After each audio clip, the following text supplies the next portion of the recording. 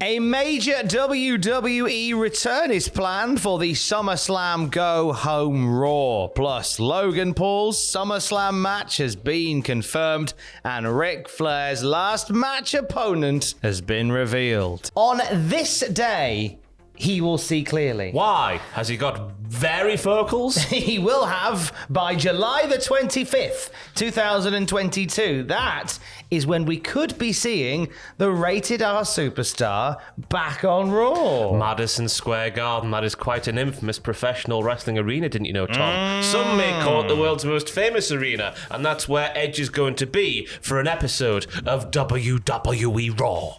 He is. Now, Fightful Select have broken this bad boy, saying that Edge is planned to be part of Raw from Madison Square Garden. He's going to be brought into New York City for the show. Yet to be confirmed whether he'll be on it or not, but I think if he's going to be back there, he's going to be part of it in some way, shape, or form. Spooky Titantron, as we see the latest chapter in the spooky story that has been man walking through graffitied scene and into graffitied church and through graffitied other bit. And then we'll see the culmination of that.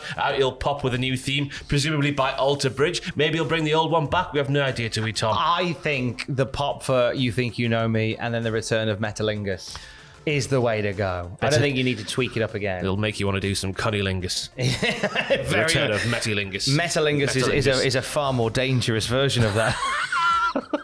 Make sure you get a tetanus jab before you have that. It'll be the first time we've seen Edge on the telly since June the 6th, since he was kicked out of his own friendship group, the Judgment Day. So neither the Judgment Day lads have anything to do at SummerSlam. So maybe on the Go Home Raw, we get an Edge SummerSlam match signed up. Yeah, I would. My saucy self on the WTF, whatever the last pay-per-view was saying, just because a lot of people were saying, oh, it could be The Fiend. And I was like, yeah, it could be The Fiend with the Bubba Ray Dudley stuff because they feud with the Wyatts back in the day. All it made sense for The Fiend as well way back in the day. It doesn't so much now, but they could have Edge and The Fiend taking on the two members of the Judgment Day in tag team warfare. You see, storyline-wise, it would make more sense if you did Edge and Rey Mysterio versus the Judgment Day, since Rey got a shoe-in from Balor and Priest last night. And it's a nice little callback because this year will be 20 years since Edge and Mysterio were part of the SmackDown 6. Yeah, who is that jumping out the sky? Yeah. Edge. E-D-G-E. Here we go. Also last night on Monday Night Raw, we had a match signed, sealed, not yet delivered for Logan Paul for SummerSlam. Yes, Logan Paul appeared on Miz TV and formally challenged The Miz to a match last night because The Miz hasn't got into his head before last night that Logan Paul wants to fight him and not tag team with him, Tom. But he finally got there and they're going to have a match at the SummerSlam. What else is happening there, Tom? Riddle versus Seth freaking Rollins, also confirmed for SummerSlam last night on Raw. This comes after several weeks of back and forth between the two. I think they might have themselves a little banger. I reckon they'll have a big banger. A big banger. Yeah. Give them time. And that's not just speaking about Riddle's crotch. It's a dirty news video today. It's a dirty video today. And in a rematch from last year's SummerSlam, Bianca Belair defending this time the Raw Women's title against Becky Lynch. It's nice to see that because Becky was making good points on last week's Raw saying, why is Carmella getting another shot when I'm sat here beating Asuka in street fights and whatnot? Give me my title shot. Give me what I want. Now, I want my title shot. I sound like British Bulldog from 1999. I want my title shot. Be interested to see which way they go with this one, though, because they could go down the shock route, which of course they did last year too. In time, great effect, but at the time it was really annoying, wasn't it? Which I guess was the point, but still. What if they have extra fun with this, and what if they have Becky Lynch? I don't want to do this to Belair because Belair deserves more. But what if they do something where, you could do it this way around, I guess. Whoever wins that match, right? Then you have the Jesus. Bailey. Oh, Jesus. There's no religion or politics on Raw, remember? Titus O'Neil told us that. Love the kids. Love kids. America. Yeah. Go Titus O'Neil on Raw last night.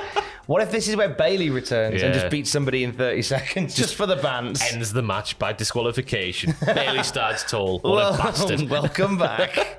The rest of the SummerSlam is shaping up like this. Pat McAfee and Happy Corbin have themselves a little bit of a fun thing. Bobby Lashley defending his US title against Theory. The tag team titles on the line. The Usos versus the Street Profits with Jeff Jarrett as referee. More on him in a minute. Why, Tom? Well, we'll see in a minute, won't we? More on him in a minute. Liv Morgan defends the SmackDown Women's title against Ronda Rousey. I have a feeling that Ronda may batter Liv Morgan into a fine powder. But Liv loves to be the underdog, Tom. Yes. Therefore, this suits her down to the ground. Because as you saw on SmackDown, Natalya took Liv to a very competitive match. 1 week after a one-legged Ronda Rousey, bitch slapped Natalya everywhere. So it did Liv Morgan a good favour, that match did. Yeah. It really did. It really did. It was really good booking. It made lots of sense. Well done, everybody. Good job. 10 points to Gryffindor. Get out! And the undisputed WWE Universal title on the line in a last man standing match between Roman Reigns and Brock Lesnar. That's your SummerSlam card for now. Who cares, really? Who cares? Because the night after is the true celebration of the summer. That's why I'm here. The night after, it is Ric Flair's last match, the event and the thing. We've already talked through some of the card. Just a quick run through the card for that one more time. Ren Narita and Clark Connors representing New Japan Strong. The Motor City Machine Guns versus the Wolves representing Impact. Harry Smith and Killer Cross representing Major League Wrestling. That should be a fun one. Is Harry Smith still MLW? Maybe not. Maybe he's MLW alumni. I don't know, but I saw MLW's on the old Sky Digital box over here. It is on the old Digital box. I know, it's amazing, isn't it? Great times. You just keep scrolling down to find it. It is there. It's just before you get to Babe Station and like the chat up channels. How do you know that, Tom? Ray Phoenix, Bandido, Laredo Kid, and Taurus in a Lucha showcase. Brian Pillman Jr. and Brock Anderson versus Ricky and Kerry Morton. That's his son, isn't it? Legacy, yeah. Father and son tag match. I thought it was called Roger the other day. I forgot his Roger name. Morton. Yeah. I feel like we all went to school with a kid called Roger Morton.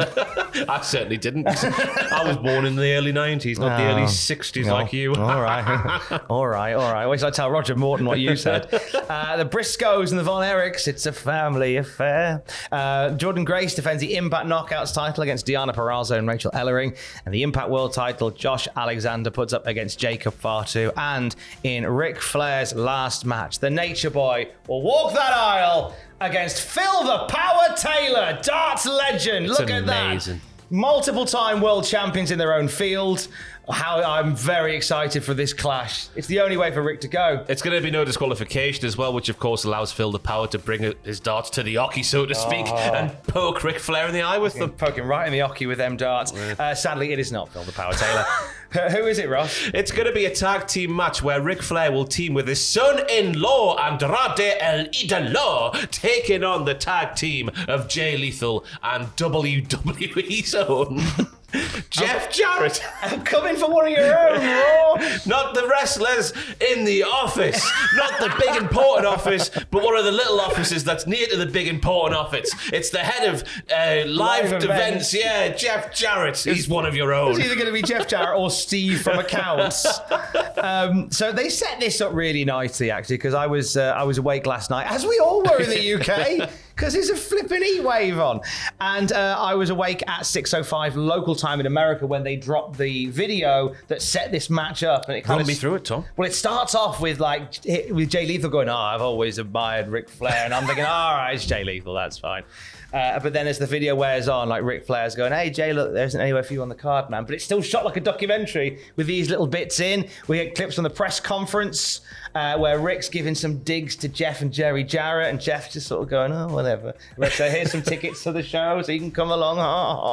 And then after the press conference, Jay Lethal gets up in Ric Flair's grill, upset that Flair doesn't think he's good enough to be on the card. This ends up with Lethal punching Ric Flair in his surgery scar, beating him up. Jeff Jarrett comes out to try and save Ric Flair from a Jay Lethal beating, and Ric's like, oh, go away, Jeff, you rubbish horseman, you ain't. Yeah, and your dad. And Jeff's like, all right, I'll beat you up as well then. And of course, Ric Flair, because there's a Y in the day, just bleeds everywhere.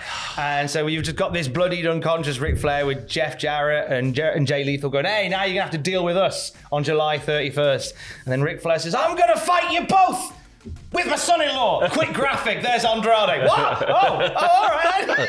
I guess the next part of the documentary will sort of tell the story of how Andrade gets into the mix. But you know what? I think that it always had to be a tag match. I think in some way, shape, or form. I mean, it's the most anticipated.